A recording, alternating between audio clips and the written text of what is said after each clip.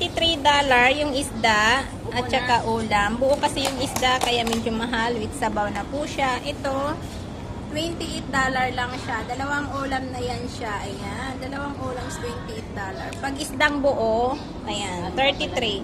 Pag kalahating isda lang, $28. May kasama na po yung sabaw. Ito, $28. 2 for rice. 3 for rice, 33. Ayan.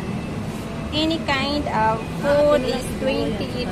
Mapaisda man siya, mapa-seafood is $28 lang siya. Ayan, isang ulam, pwede isang gulay, pwede dalawang ulam. So, choice no kung anong gusto nyo. Ayan.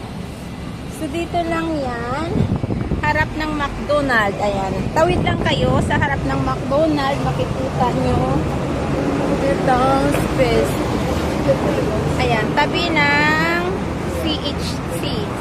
Tabi siya ng CHC. Ayan. Dito. Nagitnaan siya ng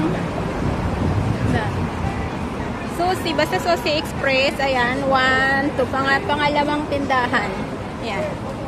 Dito lang yan.